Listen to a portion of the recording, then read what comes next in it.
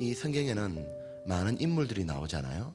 하나님이 인물을 성경에 기록하신 이유는 특별히 우리와 똑같은 사람을 기록해 두심으로 우리로 하여금 그렇게 되길 바라시는 하나님의 마음이겠죠. 엘가나라는 남편이 있고 그리고 그에게는 부인이 2명 있습니다.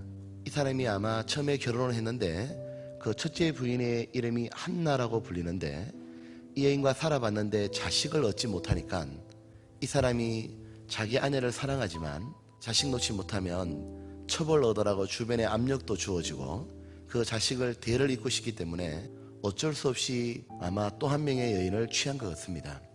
2번째 얻었던 그 아내의 이름은 버닌나라고 보입니다. 이 가정은 편할 날이 하루도 없었습니다. 일부일처를 정한 게 하나님인데 그러지 않고 또 다른 여인을 취하고 나니까 갈등이 생겼습니다. 그 첫 번째 아내인 한나는 굉장히 정결하고 아담하고 그리고 하나님을 사랑하고 진리 편에 서고 거룩한 편에 서고 자기를 깨끗하게 살아가는 여인이었고, 반대로 그 2번째 아내였던 버닌나는 경건하지도 못했고 굉장히 투박했던 걸로 보입니다. 그런데 이상하게도 자식은 누구한테 오느냐면 버닌나에겐 자식이 계속 생기는 거예요. 자식이 계속 생기니까 첫째 부인을 한나를 가가지고 격동시키는 겁니다. 조롱하고 멸시하고 무시하니까 한나 마음이 너무너무 괴롭고 힘들었습니다. 그 한나가 너무너무 마음이 괴롭다 보니까 자기 마음을 누가 알아줄까 가보니까 남편도 자기의 마음을 모르고 그 누구도 자기의 마음을 알지 못합니다. 자기 마음을 알아줄 분은 한 분밖에 없잖아요. 하나님이었습니다. 사람이 정말 힘든 거는 고난이 많아서 힘든 것보다도 그 고난받고 있는 자기 마음을 아무도 몰라줄 때 그 사람은 견디기가 힘든 거예요. 욥이 그랬잖아요. 이때 한나가 자기가 그 마음을 토하고 싶었고 자기의 심정을 얘기하고 싶어서 그녀가 할 수 있었던 건 무엇이었냐면 하나님의 성전에 가서 기도하는 거였어요. 그녀가 기도하고 통곡하고 너무너무 자기 마음이 복받쳐서 울며 부르짖고 있는데 사람이 너무 한이 맺히면 말을 못 하잖아요. 그냥 흐느낄 수밖에 없는 거예요. 흐느끼고 있는데 그때 제사장이라는 사람이 등장합니다. 딱 보니까 이 여인이 뒤에 낮에 술을 먹고 와서 마치 추태를 부린 것처럼 보였는 거예요. 너 왜 낮에 술을 먹었냐? 그때 말할 때 이 여인이 한 말이 내가 술을 먹은 게 아닙니다. 저는 마음이 슬픈 여자입니다. 마음이 너무 서글픈데 내 마음을 알아줄 분이 하나님밖에 없어서 제가 하나님께 통곡하는 것입니다 라고 얘기하는 장면이었습니다. 한나가 왜 이렇게 슬펐을까요? 물론 여기 나오는 한나가 마음이 슬펐는데 이렇게 끝나지 않습니다. 하나님은 그녀의 일생을 슬프게 만드는 게 아니라 그녀에게 자식을 줬는데 그 자식이 사무엘이고 결국 2장에 가면 슬펐다가 기쁨의 여인으로 바뀝니다. 그녀의 삶은 해피엔딩으로 끝나게 돼 있어요. 그런데 이때 한나가 자기 자신을 나는 마음이 슬픈 여자라 이렇게 말합니다. 한나가 왜 슬펐죠? 하나님의 말씀을 배우면서 우리는 되고 싶은 게 있잖아요. 뭘 되고 싶냐면 성경의 주인공처럼 나도 하나님께 사랑받고 싶은 거예요. 우리가 하나님께 사랑받고 싶고 그 하나님을 더 알고 싶어서 모인 거지 이 자리에 주일날 날짜 때우러 온 건 절대 아니다 이거죠. 한나는 한가 시골 여인에 불과했어요. 근데 이 여인은 성경에 기록되었고 2장에 가면 찬송을 쫙 합니다. 찬란한 인물로 바뀌었습니다. 하나님을 더욱 알았고 하나님의 사랑을 받았고 자기 입에서 하나님을 정말 사랑한다는 고백을 할 수 있었던 여인이에요. 한나가 어떻길래 그 마음이 슬펐던 여인이 기쁨의 여인으로 바뀌었을까? 어떻길래 성경에 기록되었을까? 그걸 알기 위해서 먼저 한나가 왜 슬펐는지를 생각해 보려고 합니다. 한나가 왜 슬펐죠? 한나가 왜 울었죠? 한나가 울었던 이유는 자식이 없어서 울었던 거죠. 그런데 단지 그 눈에 보이는 자식이 없던 것 때문에 울었을까요? 그것 때문에 마음이 슬펐을까요? 그거는 아니다 이거죠. 왜냐하면 자식이 주어졌잖아 나중에요. 그 자식을 주어지니까 그 사무엘을 한나는 하나님께 드리잖아요. 만약에 자식이 없었다면 그것이 슬펐다면 받았다면 안 주죠. 한나가 마음이 슬펐던 거는 단지 눈에 보이는 자식이 없어서 슬펐던 게 아니라 한나는 이것 때문에 슬펐지 않았을까요? 자기에겐 하나님의 축복이 이루어지지 않는 거예요. 자기에겐 하나님의 만져주심이 보이지 않는 거예요. 자기에겐 하나님의 약속이 나타나지 않는 거예요. 그렇기 때문에 그녀는 하나님을 실제 삶으로 느끼고 싶었는데 그게 되지 않으니까 너무 힘들었을 거란 생각해 봅니다. 이스라엘 여인들은 자식이 없게 되면은 하나님께 축복이 받지 못했다라고 생각했습니다. 여호와는 하나님이 주신 기업이요 태의 열매는 상급이라 그랬잖아요. 그들은 사라가 도저히 경수가 끊어져서 자식을 얻을 수 없을 때 하나님의 축복으로 이삭을 얻었습니다. 자기들의 조상 야곱의 부인이었던 라헬이 하나님께서 태를 열어주지 않자 자식이 계속 없으니까 그 라헬이 자기 남편 야곱에게서 막 떼쓰잖아요. 왜 내한테 자식 안 주냐고 막 떼쓰니까 야곱이 뭐라 그래요? 내가 하나님을 대신할 수 있냐? 해도 안 되는 걸 어쩌냐 그러잖아요. 특별히 이스라엘 여인들은 자식이 없거나 태어날 때부터 병이 있거나 불구가 되면 하나님께 저주받았다고 생각했던 거예요.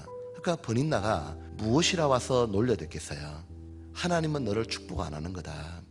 네가 필시하는 게 무슨 죄가 있고 분명히 하나님은 약속은 네한테 없는 거다. 그 말을 들을 때 견디기가 힘든 거예요. 하나님을 사랑하는 자들이 가장 견딜 수 없는 게 뭐죠? 그 하나님께로부터 버림을 받고 있다는 느낌이죠. 그러니까 자기에게는 그런 자식이 주어지지 않는 것이 눈에 보이는 자식의 문제가 아니라 그 이면에 있는 하나님의 손길이 느끼지 않으니까 너무 답답했을 거 아니에요. 그녀는 분명히 성경을 알고 있잖아요. 하나님은 경건하고 거룩한 자에게 축복을 주시는 걸 들었건만 자기에게는 안 되는 거예요. 그러니까 그 슬픔이 너무 복받치는 거예요. 그래서 그녀가 울었던 거죠. 우리도 한번 생각해 보죠. 구원받은 우리들도 하나님이 우리에게 주시는 영적인 열매라는 게 있습니다. 우리는 지금 물리적으로 자식을 낳은 거 말고 나를 통해서 새로이 구원받는 사람들 말이에요. 하나님이 나를 통해서 정말로 새로 구원받는 열매들을 주시지 않았다면 얼마나 괴롭겠어요. 내가 구원을 받고 지금까지 신앙생활을 해오는 가운데서 한 명도 나를 통해서 구원받는 사람이 없다. 그건 정말 서글픈 거잖아요.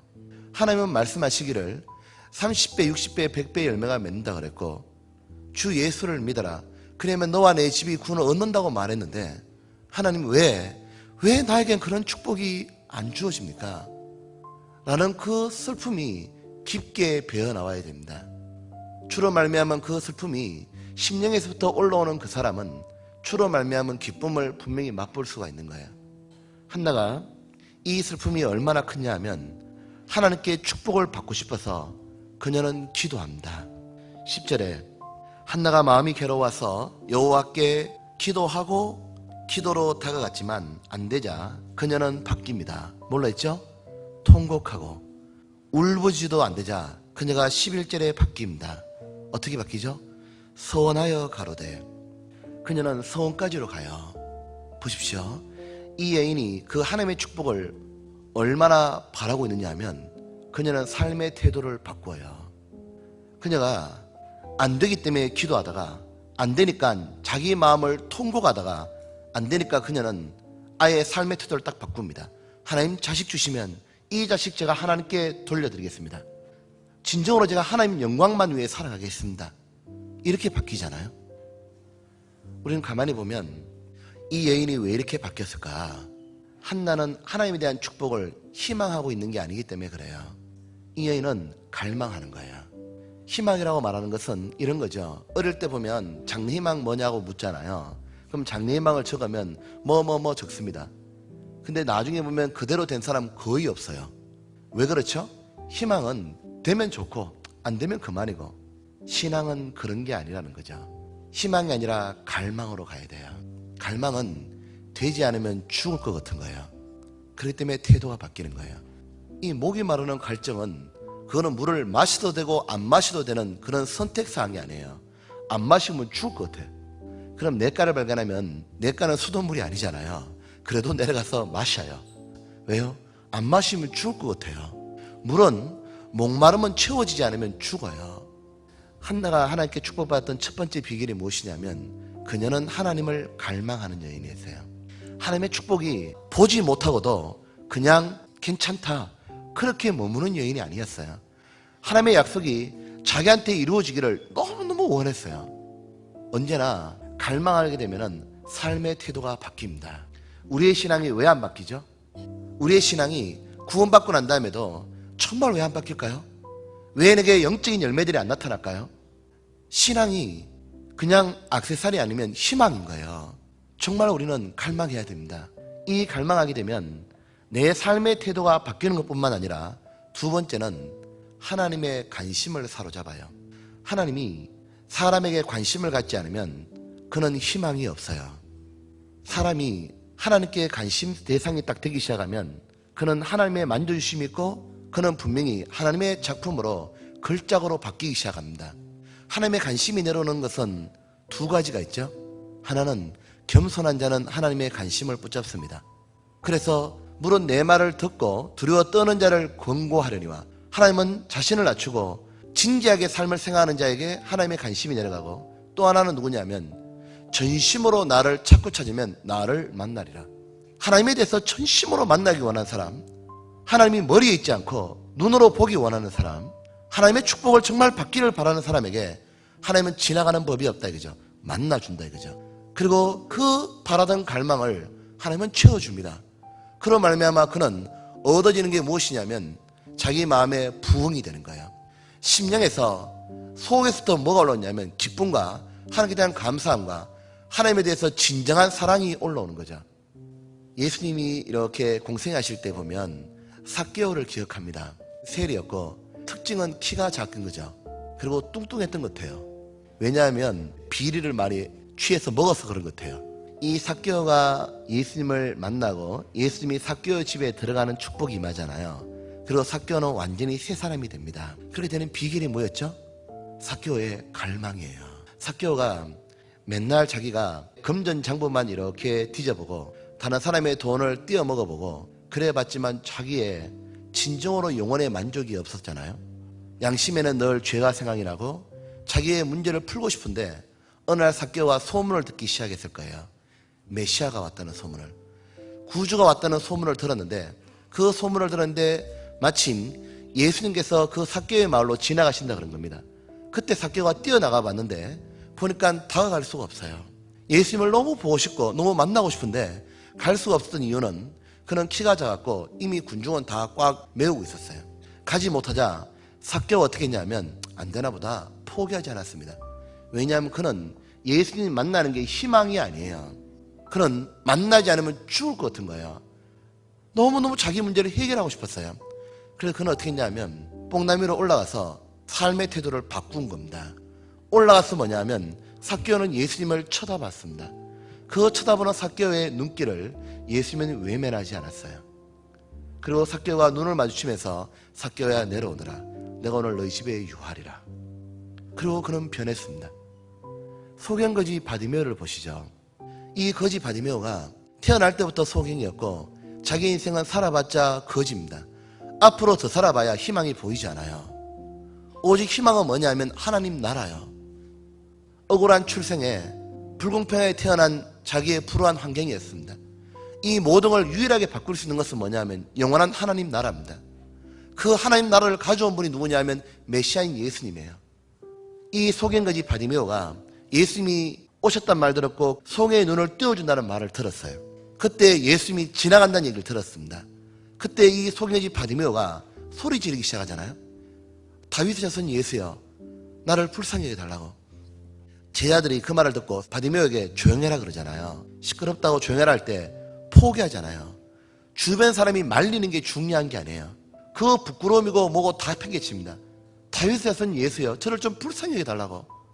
그런 너무너무 갈망하는 거예요. 계속 부르짖자 예수님이 걸어가던 발걸음을 딱 멈춥니다. 그리고 예수님이 유턴하셔요. 예수님이 방향을 돌리셔서 묻잖아요. 바디메오에게 바디메오야 내가 무엇을 원하느냐고. 그때 바디메오가 일생을 덮고 늘 가까이 했던 겉옷을 집어 던져버립니다. 자기의 유일한 재산일 거 아니에요. 그것을 벗어 던지고 뭐냐면 뛰어가요. 그런 삶의 태도를 완전히 바꿔요. 드디어 예수님 만났습니다. 그가 예수님 만나고 나자 눈을 뜨고 나자 더 이상의 그는 거지가 아니에요. 반드시 주님이 만나주는 사람은 어떤 사람이냐면 주님 앞에 갈망하는 사람이에요. 주님 만난 사람은 머리가 좋은 사람이 아니었습니다. 똑똑하거나 착했거나 돈이 많은 사람이 아니에요. 완전 일자무시가 상관없고 죄만 짓고 살아도 상관없어요. 딱 하나예요. 주님을 정말로 만나고 싶은 삶인 거예요. 주님의 약속을 보고 싶은 거예요. 자기에게도 축복을 얻고 싶은 거예요.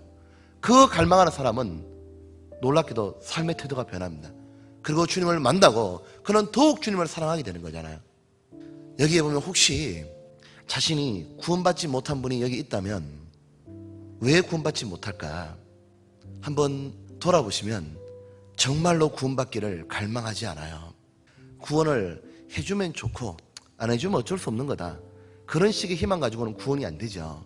구원은 이렇게 삶의 태도를 가져오게 됩니다. 하나님, 정말 저를 구원해 주시면 제가 바르게 살겠습니다. 하나님, 저를 구원해 주시면 제가 하나님 뜻대로 살고 싶습니다. 그것이 진정한 회개입니다. 성경이 말하는 그런 참된 하나님 앞에 정말 구원을 받고자 하는 갈망을 해야 하나님 우리를 만나줍니다. 어떠한 죄를 지어도 하나님은 외면하지 않아요. 사마리아 여인을 기억하실 겁니다. 자기가 남편이 6명째잖아요. 다른 말로 하면 오늘 아침엔 창녀잖아요. 근데 그 여인이 아무리 어떤 사람하고 만나봐도 만족이 안 오잖아요. A하고 살아봐도 똑같고 B하고 살아봐도 똑같고 이렇게 살아봐도 자기 마음에 채워지지 않았습니다. 이 여인이 마음속에서 정말 자기 마음을 채워줄 진정한 신랑을 갈망했을 거 아니에요. 예수님을 메시아를 갈망하고 있는데 예수님이 그 사마리아 여인을 우물가에서 만나주잖아요. 그녀가 아무리 죄가 많아도 그녀가 아무리 못 배워도 상관없어요. 만나주자 그녀가 완전히 바뀌잖아요. 예수님을 만나고 난 다음에 그녀는 더 이상 물길로 다니지 않아요. 물동이 버려버리고 자기가 구원받을 뿐만 아니라 또 다른 사람을 주님 품으로 인도하는 축복의 여인으로 들어가잖아요. 그래서 한낱 창녀로 살다가 죽어서 지옥 갈 그 여인이 성경에 기록되는 거예요. 요한복음 4장에 그 사마리아 여인을 누가 감히 쓰레기 인생이라고 말할 수 있겠어요? 아무도 그렇게 말하지 않습니다. 그녀의 일생을 완전히 바꾼 건 예수님을 만난 거였고 그 예수님을 만나기 위해서 그녀는 정말 바랬어요. 예수님은 절대로 외면하지 않았어요. 여러분, 누가 예수님의 눈길과 예수님의 발걸음과 예수님의 손길을 경험할 수 있냐? 갈망하는 사람입니다. 만나는 거예요. 내가 정말 구원받지 않았다면 갈망하십시오. 정말 바라십시오. 주님이 자기를 만져주시길 바라보셔요. 주님은 반드시 그를 멈추고 만져주시고 구원의 기쁨을 허락하십니다. 한 영혼을 전도할 때 많은 요건들이 필요할 거예요. 우리의 뛰어난 말기술도 있어야 되고 우리가 전도하기 위해선 성경도 많이 알아야 되고 근데 또 다른 영혼을 전도하는데 가장 중요한 것은 성경 지식이나 어떤 캐리어나 그런 스킬들이 아닙니다. 영혼을 전도하는 데 가장 중요한 건 뭐냐 하면 영혼을 전도하고자 하는 갈망이에요. 이 여인이 낮에 물을 길러 오잖아요. 창피해서 저녁에는 차마 못 나오고 아무도 물 길러 오지 않는 대낮에 나옵니다. 이 사마리아 여인이 죄 많은 여인이 우물에 물을 딱 길러 올 때 그때 예수님 만나주잖아요. 이렇게 해요. 만나면서 예수님이 물 좀 달라 이렇게 얘기합니다.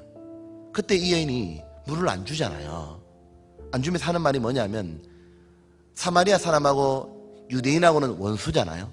하는 말이 당신은 유대인 같은데 왜 원수인 나에게 물 달라냐고 물 못 준다 이렇게 얘기하잖아요.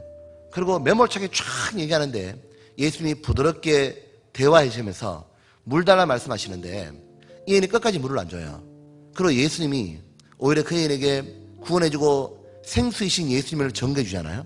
그 성경을 보면 그 어디에도 예수님은 물을 드셨다는 내용이 없습니다. 예수님이 그 여인을 보자 내가 목이 마르니까 물을 좀 주렴 그 말할 때 예수님은 육신적으로도 목이 말랐을 거예요. 그런데 그 여인을 만나자 예수님의 목마름이 따로 있는 거예요. 예수님의 목마름이 뭐냐면 의에 줄이고 목마른 자는 복이 있다 그랬죠. 하나님이 채운다 그랬죠. 그 목마름이 뭐냐면 이 심령이 메마르고 거칠어져서 죄 가운데 굴레에서 벗어나지 못하고 영원한 지옥으로 떨어지는 그 여인을 보니까 너무 불쌍한 거예요. 예수님의 그 목마름은 뭐냐면 이 여인을 구원하고 싶은 거예요. 이 여인을 구원해서 영생을 주고 싶잖아요. 그 목마름이 너무 크니까 예수님이 모든 모멸감을 견디는 겁니다. 한낱 쓰레기 같은 인생을 살았던 그 여인, 세상 사람도 보고 그 여인을 돌 던지려 하는 그 여인인데 걸어가시고 완전하신 하나님이신 예수님이 그 여인을 딱 보는데 그 영혼에 대해서 너무 건지고 싶은 거예요. 그 목마름이 너무 크기 때문에 예수님 자신에게 죄만 짓고 살면서 예수님의 모멸감을 줘도 견뎌내시는 겁니다. 그리고 뭐냐면 그 여인을 어떻게든지 구원하려고 예수님이 끝까지 대화해 주시잖아요. 그리고 기어코 뭐냐면 그 여인을 건집니다. 십자가에서 마지막에 예수님이 죽으시면서 했던 유언 중에 내가 목마르다 이렇게 얘기합니다. 요한복음 19장에 28절입니다. 이후에 예수께서 모든 일이 이미 이룬 줄 아시고 성경으로 응하게 하려사 가라사대 뭐라 했죠? 내가 목마르다 하시니. 지금 예수님께서 마지막에 내가 목마르다, 이 말씀은 첫 번째 육신적으로 정말 목마르우신 거죠.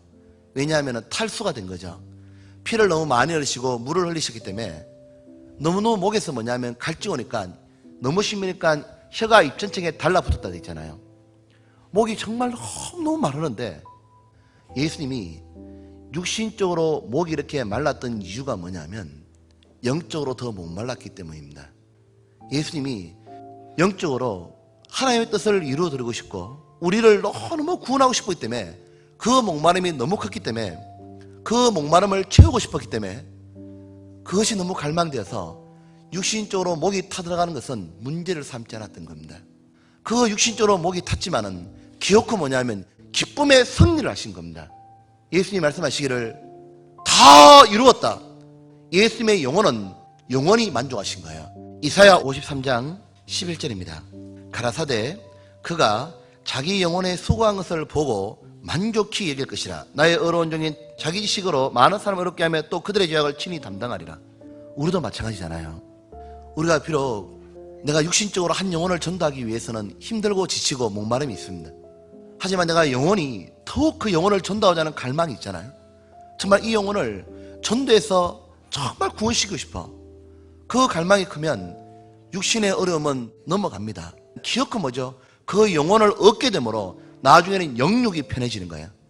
한번 보십시오. 중풍병자 친구 4명이 그 중풍병자를 고치는 장면이 기억나실 거예요.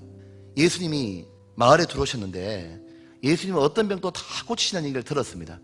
그런데 이 중풍병자가 자기가 낫고 싶은 거예요. 낫고 싶은데 나을 방법이 없는데 예수님을 만나면 낫겠는데 가고 싶은데 자기는 못 가요. 근데 그 친구 4명도 자기 친구를 사랑했고 예수님께 데려가면 낫는다는 걸 알고 있어요.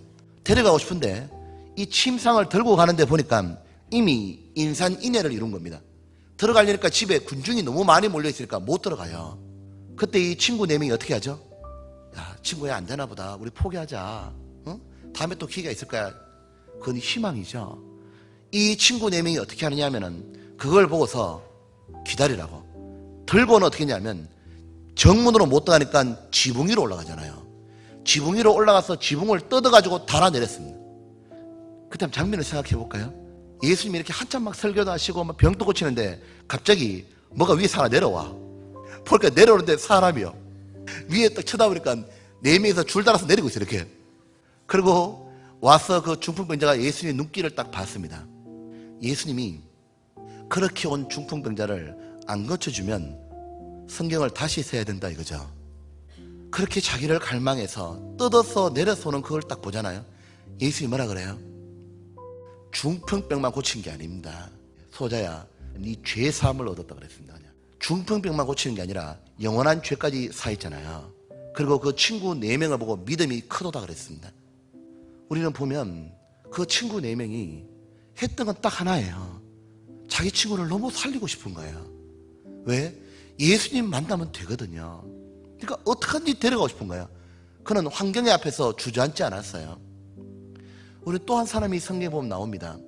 가나안 여인이었는데 이방 여인이기 때문에 하나님의 축복 밖에 있는 여인이었지만 자기의 딸이 귀신이 들린 거예요. 근데 좋다는데 다 다녀봐도 안 낫거든요. 그러니까 귀신 들려 살아가는 모습이 얼마나 불쌍해요. 마치 우리가 마귀에 들려서 마귀가 시키는 대로 죄에 찌들려 살아가는 영혼 보면 불쌍하잖아요. 그처럼 자기의 딸이 이렇게 흉악한 귀신 들려 사는데 고칠 방법이 없어. 근데 예수님께 데려가면 낫는다는 걸 알았습니다. 그래서 이 여인이 어떻게 하냐면 예수님께 자기의 딸을 낫게 하려고 예수님을 만나러 가잖아요. 근데 예수님이 마침 그 마을로 지나갑니다. 가가지고 예수님을 부르잖아요. 불러서 예수님 보고 내 딸을 좀 고쳐달라고. 흉악한 귀신을 내는데 어떻게 해도 방법이 없다고.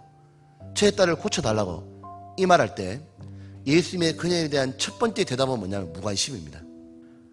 아무런 대답도 안 해주잖아요. 그냥 들은 척도 안 하시잖아요. 두 번째 예수님이 취한 행동은 무엇이죠? 아무 대답도 안 하니까 옆에 있는 제자들이 이렇게 말하잖아요. 예수님, 저희는 자꾸 소리 지릅니다. 안 된다고 쫓아버리든가 뭐 어떻게 좀 합시다, 예수님. 그때 예수님이 이 여인에게 들리도록 말하잖아요. 뭐라고 얘기하느냐 하면, 나는 이스라엘의 잃어버린 양을 찾으러 왔다. 관심 없다, 저 여자한테. 이 말 딱 들으니까 하늘이 무너지는 거 들 거 아니에요? 근데 이 여인이 어떻게 저렇게 매몰차할 수 있냐. 예수님은 인자하다고 말했는데 하고 포기하지 않았어요. 이 여인이 또 살려달라고 그러잖아요. 고쳐달라고 그러니까 예수님이 한마디 더 하잖아요. 나는 개를 고쳐주러 온 게 아니야. 개다고 얘기하잖아요. 니는 개잖아, 이렇게 얘기하잖아요. 이스라엘 사람들이 이방인을 개로 불렀죠. 예수님 말하기를 니는 사람 축에 들지 못하는 개잖아. 이 말 딱 하니까 이 여인이 얼마나 자기가 마음이 상했겠어요. 근데 그런 게 문제가 안 됐어요. 자존심 그런 건 아무 문제가 안 됐어요. 불평 나오지도 않아요. 이 여인이 어떻게 했냐면 자기 딸을 너무 살리고 싶은 그 갈망 때문에 가서 엎드려 빌잖아요. 개도 주인의 상에서 떨어지는 부스러기라도 뭉틉니다. 그 말하자 예수님이 그 갈망을 보고 하신 말씀이 있습니다. 마태복음 15장입니다. 27절에 여자가 가로되 주여 올소이다마는 개들도 제 주인의 상에 떨어지는 부스러기를 먹나이다 하니 이에 예수께서 대답하여 가라사대 여자야 내 믿음이 크도다 내 소원대로 되리라 하시니 그 시로부터 그의 딸이 나으니라. 네 소원대로 되리라. 갈망입니다. 이 여인은 희망에 뛴 게 아니에요. 너무너무 갈망했어요. 너무너무 낫게 하고 싶었거든요. 주님은 우리에게 주신 선물이 있어요. 우리를 사랑하시기 때문에 우리를 구원하시는 선물을 주는 동시에 주님은 주님의 마음과 갈망을 넣어줬어요. 구원받았다는 특징이 뭐죠? 구원받았다는 것은 지적으로 동의하는 게 아닙니다. 그 지적으로 동의는 당연히 있어야 되지만 동시에 구원받았다면 하나님은 그 사람에게 뭘 주느냐 하면 예수님의 마음을 주셔요. 그에게 성령을 주시고 예수님의 갈망을 똑같이 넣어줍니다. 우리가 딱 구원을 받고 난 다음에 예수님이 가졌던 것처럼 이런 마음을 부여받은 거예요. 의에 줄이고 목마른 자는 복이 있나니 저희가 배부를 것이며 그냥 허기를 면할 것이요 이게 아니죠. 저희가 뭐랬죠? 배부를 것이옵니다. 하나님은 은혜가 인색한 분이 아니라는 거죠.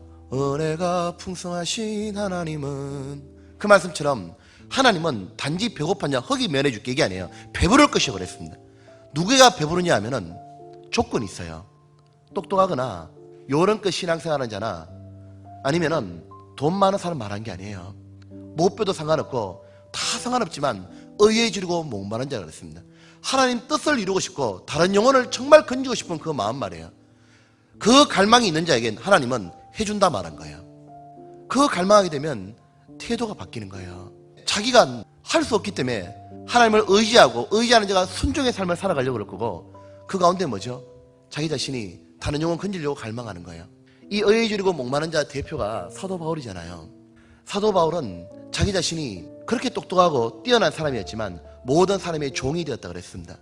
자기가 모든 사람의 종이 된 이유가 뭐냐면 아무쪼록 몇몇 사람을 구원하고 싶었다고. 자기의 갈망이 뭐냐면 아무쪼록 몇몇 사람 자기는 구원하고 싶다고. 그렇기 때문에 나는 언제나 카멜레온이 된다 그랬습니다. 카멜레온이라는 짐승 아시죠? 상황에 따라서 이렇게 자기 색깔을 바꾸는 겁니다. 구원받은 사람은 하나님께 대해서는 충성스러운 사람이지만 사람들에 대해서는 그는 언제나 카멜레온이 되는 거예요. 율법이 있는 자에게는 율법이 있는 자처럼 되고 없는 자에게 없는 자처럼 되고 그는 눈높이로 전도합니다. 마치 예수님처럼 말이죠. 예수님은 니고데모에게는 많이 배웠잖아요. 율법 학자잖아요. 그에 가서는 네가 거듭나라 말했습니다. 죄만 짓고 살아왔고 무지했던 그 사마리아인에게는 거듭나라 이런 말 안 했어요. 물건은 생수 보고 내가 주는 물을 먹으면 네가 목마르지 않을 건데 그렇게 얘기했습니다. 예수님은 맞춰주기 시작하는 거예요. 다 맞춰주면서 뭐냐면 영혼을 건지고 싶은 거예요. 우리의 태도가 어떻게 해야 낮아지죠? 우리는 시간이 지나가면서 다른 영혼을 전도하는 데 있어서 고자세를 취하게 되는 걸 보게 됩니다. 저도 그렇고 여러분도 보게 될 거예요. 언젠가부턴간 영혼을 건지는데 그 사람을 건지기 위해서 무조건 다 맞춰줘가면서 그의 밑에 들어가서 맞추는 게 아니라 어느 때 시간 지나고 나면 구원 받으려면 받고 받지 말라면 받지 마셔 그냥 마치 한 영혼을 구원함이 있어가지고 대충 하는 걸 볼 수 있어요. 엘리사와 게하시 얘기가 나와요. 엘리사가 선지자고 게하시가 종이죠. 이때 수넴 여인 아들 하나가 죽어요. 그 아들이 죽자 이 아들을 고쳐달라고 데려옵니다. 하나님의 사람 엘리사에게 딱 데려와서 고쳐달라 그러니까 엘리사가 게하시 보고 자기의 지팡이를 주면서 해보라 얘기합니다. 게하시가 가서 하는 말이 뭐냐면 지팡이 되니까 애가 안 나. 근데 엘리사는 달라요. 엘리사는 아이가 딱 누워있으니까 문을 열고 딱 들어가서 하나님께 간절히 기도하고 그 다음에 그는 아이 몸에다가 자기 몸을 눕혀요. 눕혀가지고 시체에다가 입에 입을 대고 손에 손을 대고 발에 발을 대고 온몸을 비벼요. 비벼니까 아이가 조금씩 따뜻해지기 시작해요. 생기가 돌아오니까 엘리사가 그걸로 만족하지 않아요. 완전히 살아나기 위해서 다시 몸을 대요. 그리고 똑같이 맞춰요. 그리고 뭐냐면 아이가 살아납니다. 그리고 그 아이를 엄마에게 돌려줘요. 그리고 그 아이가 하나님께 영광을 돌려요. 여러분, 엘리사와 게하시 차이가 뭐냐면 게하시는 대충 하는 거예요. 엘리사는 너무 살리고 싶었기 때문에 그는 시체지만 돼요. 가서 자기가 똑같이 시체가 되는 거예요. 입과 손과 발을 맞췄습니다. 하나님의 사람이 게하시가 안 되는 이유가 뭐죠? 왜 엘리사가 하나님의 사람이 되는 거죠? 둘 다 똑같은 사람이에요. 둘 다 엘리사나 게하시나 능력은 없는 거예요. 엘리사가 능력이 있어서 아이를 살리는 게 아니라 하나님의 능력이 엘리사에게는 흘러들어오는 거예요. 그 흘러들어오는 통로가 뭐였죠? 갈망입니다. 하나님 앞에 저 아이를 살려야겠다는 책임과 갈망이 하나님의 능력은 그에게 부어준 거예요. 그리고 그는 세상에서 꼭 살아야 되는 하나님의 사람이 된 거예요. 그를 통해서 다른 영혼이 구원받는 거예요. 사람을 하여금 하나님을 떠올리게 하는 사람이 하나님의 사람입니다. 왜 사도 바울이 하나님의 사람이 되죠? 그는 우리와 똑같이 죄인이에요. 똑같이 우리처럼 죄성이 있고 똑같이 죄를 짓고 살아요. 근데 그가 그렇게 된 이유가 뭐죠? 하나님의 뜻을 이루고 싶은 갈망이 있는 거예요. 자기가 받은 은혜가 크고 또 다른 영혼을 건지고 싶은 그 갈망 때문에 하나님은 그에게 능력을 부어주신 거예요. 그래서 사도 바울은 얘기하잖아요. 나의 낮은 건 하나님의 은혜라고. 근데 은혜를 받는 비결이 뭐였죠? 의에 줄이고 목마름이었습니다. 이 사도 바울이 영혼을 건지려는 갈망을 자기 삶범에 다 나와 있잖아요. 고린도전서 9장 19절 볼게요. 내가 모든 사람에게 자유하였으나 스스로 모든 사람의 종이 된 것은 더 많은 사람을 얻고자 함이라. 너무너무 얻고 싶었기 때문에 자기는 맞추었다는 겁니다. 22절에 눈높이 전도했다 되어 있죠. 약한 자들에게 내가 약한 자것이 된 것은 약한 자들을 얻고자 하며 여러 사람에게 내가 여러 모양이 된 것은 같이 읽어보죠. 아무쪼록 몇몇 사람들을 구원코자 하매니. 아무쪼록 몇몇 사람, 많은 숫자도 아니었어요. 아무쪼록 몇몇 사람. 그 중에 구원한 사람이 누구냐면 디모데 같은 사람이 있잖아요. 그 중에 한 명이라도 제대로 구원받으니까 이 디모데가 뭐죠? 얼마나 많은 일을 해내요. 하나님이 우리에게 구하시는 게 뭐냐면 전심으로 하나님께 도와달라는 거예요.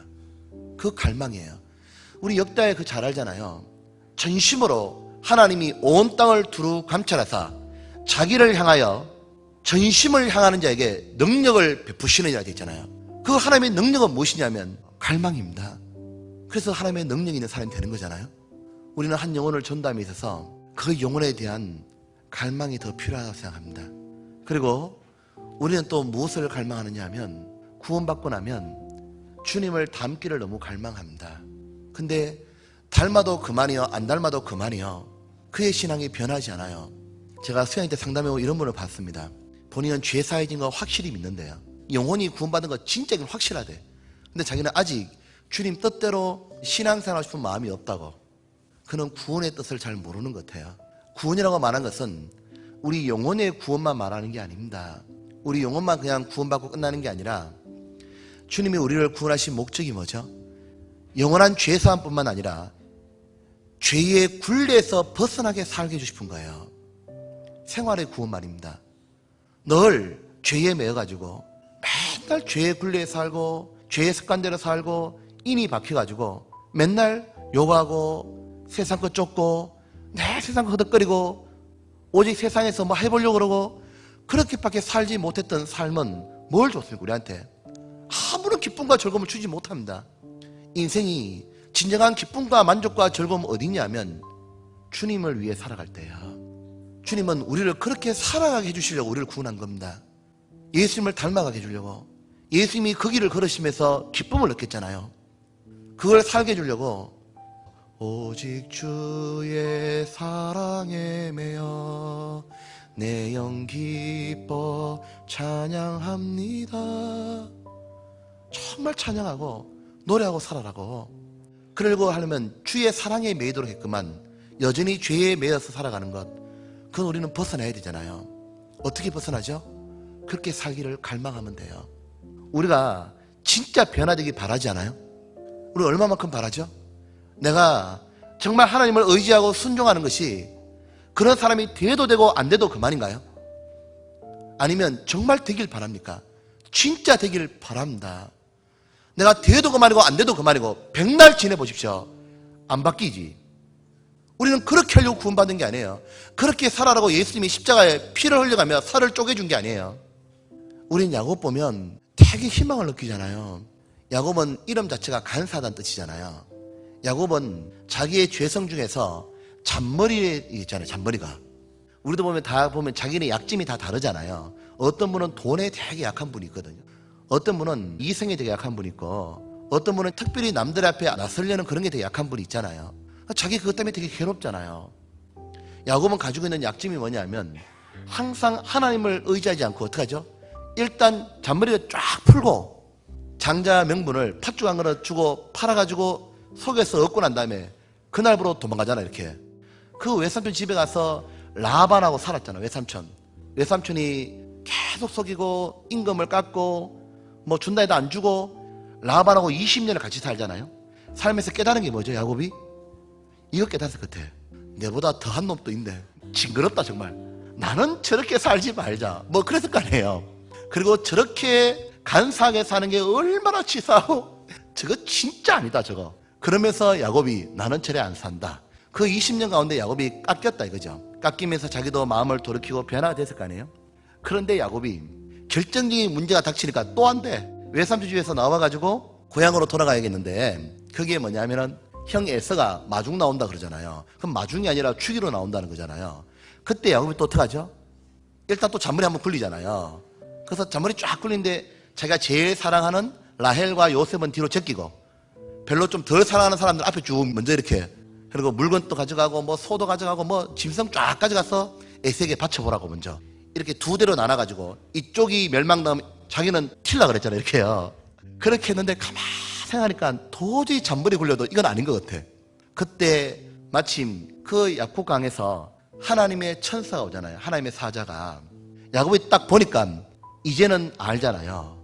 잔머리 굴려서 안 된다 이거. 그래서 그 하나님의 사자가 붙잡고 마죠. 씨름합니다. 그 씨름하면서 야곱이 했던 게 뭐예요?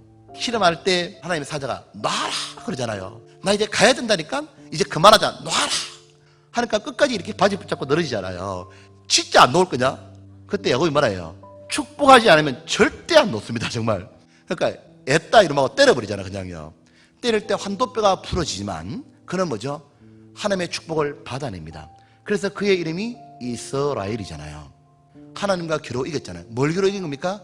축복을 받아내는 쪽으로 이겼단 말이고, 다른 말로 하면 육체가 부러졌지만 자기 마음대로 뜻대로 살아가려는 그 육신의 교만함은 아집은 부러지고 하나님의 축복으로 영적으로 이긴다 그 말입니다. 여러분 야곱은 보십시오. 우리의 믿음의 선배 야곱은 그 축복받기를 얼마나 갈망했습니까? 밤새도록 안 놔줬습니다. 제가 변화되기를, 제가 정말 밤새도록 엎드려 울부짖으며 변화시켜달라고. 하나님 제 이 점이 정말 저한테 약점인데 하나님 이 점 때문에 제가 변화가 안 되고 맨날 이 점 때문에 제가 캥깁니다. 하나님 이것만 생각하면 저는 맨날 약점입니다. 마귀로 틈을 타지 말라 했지만 제게 맨날 이게 약점입니다. 하나님 제가 이 모습에서 변하고 싶습니다. 그 갈망이 있냐고 하나님 우리에게 물어보는 겁니다. 야곱이 붙잡아서 결국 이겨냈잖아요. 이겨내서 야곱이 뭘로 바뀝니까? 야곱은 자기가 말하잖아요. 죽기 전에 유언하잖아요. 자기를 고백하기를 하나님에 대해서 얘기하잖아요. 지금부터 나를 낳고 지금까지 길러주신 하나님, 이렇게 말합니다. 야곱은 하나님을 안 거예요. 야곱은 머리로 안 게 아니에요. 자기가 하나님이 누군지를 딱 고백합니다. 하나님 누굽니까? 하니까 나를 길러주신 하나님입니다. 하나님은 나를 변화시키신 하나님입니다. 나를 길러주신 하나님. 여러분 보십시오. 우리 삶에도 그런 간증이 있어야 되잖아요. 내가 삶이 변화되길 바랬고 정말 갈망했기 때문에 하나님이 나를 어떻게 변화시켜 주는지, 우리 하나님은 이런 분입니다, 이렇게 말해야 되잖아요. 맨날 하는 말이 하나님이 이런 분이라 합디다, 너희는 여호와의 선하심을 맛보아 알지어다, 아는 게 아니에요. 맛을 봐야 되는 거예요. 나도 성경의 하나님 축복 약속이 맨날 남의 것이 돼서는 안 된다, 그 말입니다. 이 야곱은 자기를 말하잖아요. 나를 기르신 하나님이라고. 요셉은 뭐라 얘기해요? 고난 겪고 난 다음에 바꾸시는 하나님, 이렇게 말하잖아요. 여러분, 우리에게도 우리 하나님이 이런 분이야, 이런 게 있습니까? 하나님이라고 말하면 나는 하나님은 이런 분이야 말할 수 있어, 그거 말이에요. 창세기 48장입니다 25절. 야곱은 홀로 남았더니 어떤 사람이 날이 새도록 야곱과 씨름하다가 그 사람이 자기가 야곱을 이기지 못함을 보고 야곱의 환도뼈를 치매 야곱의 환도뼈가 그 사람과 씨름할 때 위골되었더라. 이 야곱이 자기는 부러졌잖아요. 우리도 보세요. 내 자신이 내 육체가 처서 복종식에서 상한다 할지라도 하나님 앞에 얻고 싶은 거 말이에요. 그게 뭐죠? 하나님 앞에 온전한 사람이 되는 거잖아요. 정말 하나님 앞에 온전한 사람이 되어서 하나님의 그 신령한 기쁨을 얻어가며 살아가는 것, 그게 진짜 신앙이잖아요. 그냥 교회에 왔다 가는 것, 그건 일반 교회가 그렇게 하는 거죠. 우리는 구원받을 때 하나님 우리에게 목표한 게 이거잖아요. 다른 영혼을 정말 건지고 온전하게 더욱더욱 되어가는 것. 내가 육체가 좀 상한다 할지라도 하나님 앞에 무릎 꿇고 기도할 수도 있고 정말 하나님께 해달라고 울부짖을 수도 있고 실험하는 게 있냐, 그 말입니다. 또한 우리가 갈망해졌겠다면, 자신이 예전에 처음 사랑과 같지 않다면 신앙이 다시 처음 사랑으로 돌아가길 우리는 갈망해야 됩니다. 자기의 신앙이 진짜로 회복되기를 갈망해야 됩니다. 예전처럼 하나님이 정말 살아계시다는 것이 자기 마음에 꼭 간직하고 말이나 행동할 때에서도 하나님을 생각하며 할 수 있는 그런 우리 신앙이었잖아요. 언제나 일어나면 성경을 봤었고, 그리고 기도하면 정말 하나님과 대화하는 느낌이었고, 뭘 하려고 해도 하나님 이거 하면 될까요? 하지 말까요? 물어도 받고, 그리고 그때는 말씀을 들으면 그 기쁨이 너무 컸고, 오늘 말씀은 내게 하시는 거야, 너무 좋아서 들었던 말씀이면 또 테이프 사서 듣고, 교제 가면 형제자매들 보면 다 내보다 더 귀하게 보이고 모두 존귀하고, 교회는 언제나 나의 안식처였고 다른 영혼 보면 언제나 전도하고 싶은, 우리는 그런 신앙으로 되기를 갈망해야 돼요. 희망하면 안 돼요. 희망사항은 아무리 해봐야 되지 않아요. 신앙의 회복은 정말 이루어져야 되는 거잖아요. 그건 정말 갈망해야 돼요. 너무도 되길 바라야 돼요. 왜 되길 바라야 되느냐 하면, 그렇지 않으면 마음에서 공감이 이어지지 않아요. 다윗이 하나님과 함께 살아가는 기쁨을 누리고 살았잖아요. 그가 비록 왕이 된다는 사무엘의 어떤 기름 부음을 받고 난 다음에 20년 동안 다윗은 숱한 고난 가운데도, 사울이 창을 던지고 적군이 전쟁터에서 죽이려고 달려들고 어떤 위험과 어려움과 고난이 있어도 다윗은 한 번도 비파와 수음을 낳아본 적이 없어요. 언제나 그의 입에서는 환경은 어려웠지만 찬양은 흘러넘쳤습니다. 그리고 언제나 하나님은 다윗의 편이었어요. 근데 그 다윗이 언제부턴가 비파의 줄이 끊어졌어요. 그의 입은 닫혔어요. 그리고 그의 심령은 너무 공고해졌어요. 우리아 안을 취해서 죄를 지었을 때입니다. 그의 신앙이 흐트러졌을 때예요. 다윗이 신앙이 무너지고 난 다음엔 놀라운 일이 벌어졌어요. 어떠한 공고와 기근과 칼과 핍박과 환난도 다윗의 찬양을 멈추지 못하게 했거든요. 근데 무엇이 멈췄습니까? 죄였습니다. 그리고 그가 그 멈춘 상태에서 지내는 동안에 그의 삶은 어떤 거였냐면, 마치 여름이 가뭄이 쨍쨍 쬐면 그것이 진액이 화하여 올라간다고, 하도 쪼이니까 바짝 말라가지고 수증기가 돼서 올라가는 것처럼 자기의 심령이 타들어간다, 이렇게 얘기했습니다. 정말 무의미하고 사는 게 별 의미를 못 느끼겠고, 자기가 왜 존재하는지 잘 모르겠고, 그냥 왔다 갔다 하는 거고 기쁨이 사라진 거예요. 자기 마음이 타들어가니까 말합니다. 벗어나고 싶은 거예요. 그 벗어나고 싶을 때 다윗은 자기를 사슴에다 표현해요. 자기를 어떤 사슴이냐면 이런 사슴에 표현하지 않습니까? 사냥꾼에 쫓겨다니는 사슴이라고. 사슴은 원래 열이 많이 나는 거예요. 열이 많이 나기 때문에요, 사슴은 이 열을 식혀야 되기 때문에 하루에 물을 먹지 않으면 죽어요. 다윗은 안 그래도 열이 많은 사슴이 물 먹으러 오를 때 갈급한데 사냥꾼에 쫓겨다니는 사슴이니까 얼마나 일이 나겠어요. 마귀에 쫓기고 죄에 쫓겨가지고 자기의 심령이 뭐냐니까 너무너무 말랐다 그 말입니다. 견디지 못하게 된 거예요. 하나님과 너무 다시 올바르게 살고 싶은 거예요. 다시 하나님의 사랑을 받고 싶은 거예요. 사슴이 시냇물을 찾기에 갈급함 같이 내 영혼이 주를 찾기에 갈급하니다. 하나님 다시 하나님과의 사랑으로 들어가고 싶다고 너무너무 갈망하잖아요. 그 갈망하고 머리를 쪼아리고 하나님 앞에 나오니까 하나님이 다시 아무리 큰 죄를 지었다 할지라도 어떡하죠? 받아주십니다. 다시 안아주시잖아요. 그리고 깨닫게 준 겁니다. 하나님을 떠난 것이 최고의 고통이라는 것을. 시편 42편입니다 1절 하나님이여 사슴이 시냇물을 찾기에 갈급한 같이 내 영혼이 주를 찾기에 갈급하나이다. 2절 내 영혼이 하나님 곧 생존하신 하나님을 갈망하나니 내가 어느 때에 나가서 하나님 앞에 배울꼬. 왜 3절 때문에 그래요. 사람들이 종일 나더러 하는 말이 내 하나님이 어딨냐니 내 눈물이 주야로 내 음식이 되었도다. 하나님을 못 느끼겠는 거예요. 그러니까 어떻게 하는 거죠? 주야로 눈물이 되었다고. 그 울면 나갔던 겁니다. 그 다윗이 유명한 말 하잖아요. 시편 6편에 여호와여 돌아오십시오. 자기가 떠났는데 여호와여 돌아와 달라고 그러잖아요. 이 다윗이 정말 그 회복을 갈망했고 하나님은 이 다윗에게 회복을 줬습니다. 왜 회복을 줬는 줄 알아요? 하나님이 더 원하셨어요. 우리는 이제 기억할 게 있습니다. 내가 하나님을 떠나고 나면 내가 지금 죄 가운데 살아가고 불순종의 길을 걸어갔고 내가 성경을 멀리했고 그리고 내가 교제를 판단하고 내가 불평의 삶을 살고 있노라면 내 마음에 기쁨이 없고 점점 메말라가고 고통이 오잖아요. 그렇게 사는 것에 대해서 하나님이 뭐라고 표현하시면 성경에 보면 너무 괴롭다 표현했어요. 내가 신앙이 회복되기를 다시 하나님과 올바른 관계 속에서 사랑받기를 내보다도 누가 더 원하느냐면 하나님이 더 원하셔요. 성경 예레미야 2장 한번 봅시다.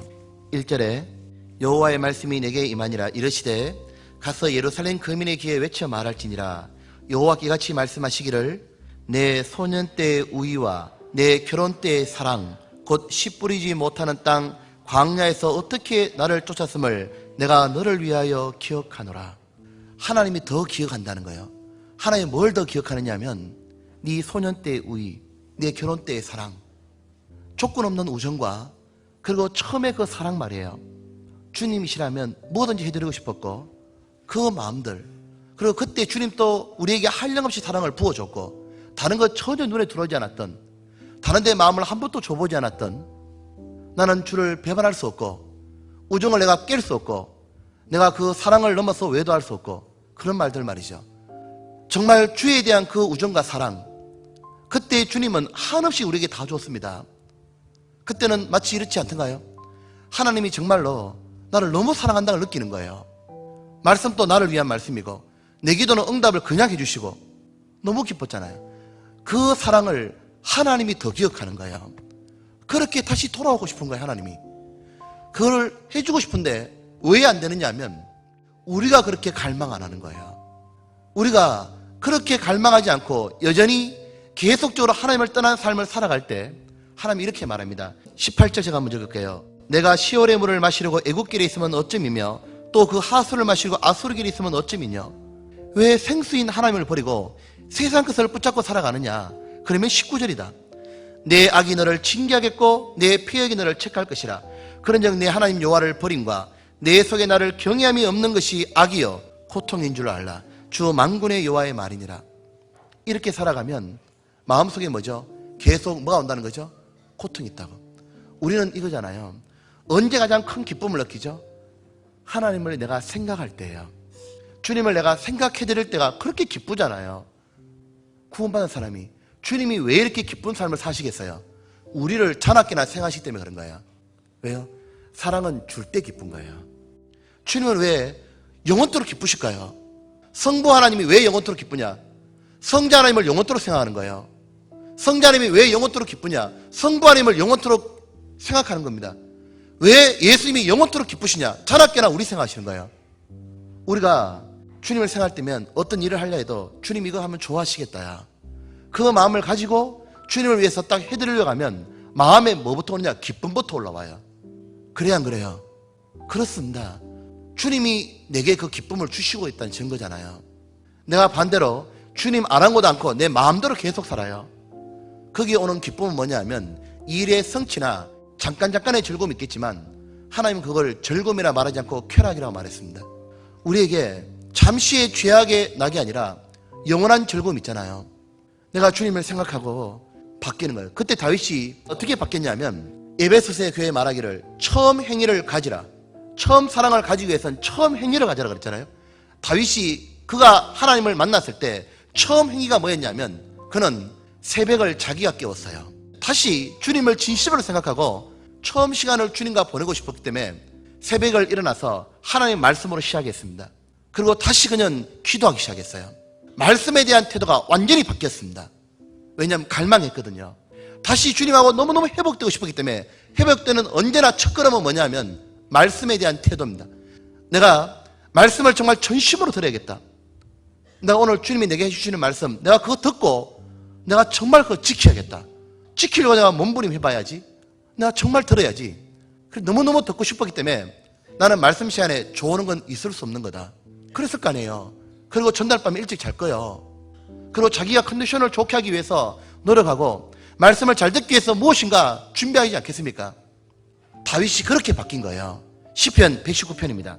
131절에 내가 주의 계명을 사모함으로 입을 열고 헐떡였나이다. 갈증이잖아요. 주님 말씀을 너무너무 듣고 싶었다 그 말입니다. 그리고 너무너무 지키고 싶었거든요. 그래서 어떻게 하죠?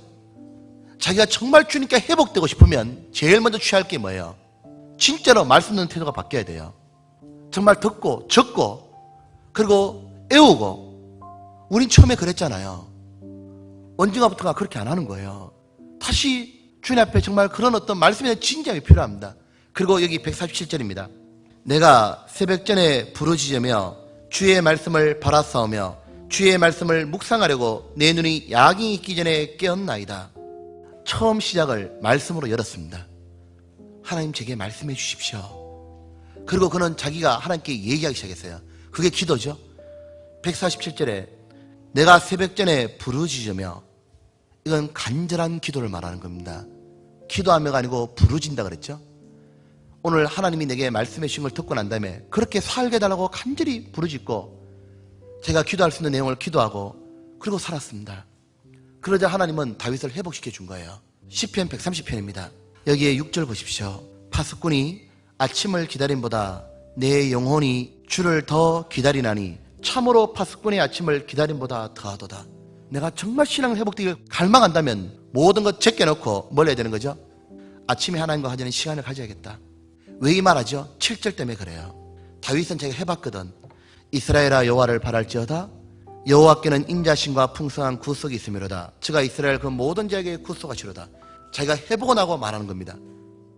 우리가 가장 하나님을 갈망할 때는 끝으로 이겁니다. 내가 고난에 있을 때야. 내게 뜻하지 않았던 경제적인 어려움도 생기고 드라마나 나올 법한 교통사고도 내게 일어나고 또 생각지도 않았던 병들이 나와 내 가족에게도 발생할 수 있고 정말 뜻하지 않은 고난이 딱 일어나잖아요. 그때가 하나님을 가장 가까이 갈망할 때입니다. 여러분, 우리가 살아가는 가운데 내가 전도하는데 한 영혼이 남편이 빨리 구원받으면 좋겠는데 구원 안 받잖아요. 가족이 구원받으면 좋겠는데 구원 안 받잖아요. 하면 할수록 계속 신앙생활하고 싶은데 고난이 있고 핍박이 있고 구원을 안 받아가고 점점 거리는 더 멀어져 가는 거고 뜻하지 않는 고난들이 설상가상으로 엎친 데 덮친 대로 계속 올 때 그럴 때일수록 뭐죠? 하나님을 갈망할 때입니다. 왜요? 공을 3개 땅바닥을 때리면 때릴수록 리바운드는 높이 되는 거예요. 어려움은 어려울수록 3개, 4개 많은 어려움들이 오면 올수록 뭐죠? 나는 하나님께 더욱더욱 올라갈 수 있는 거예요.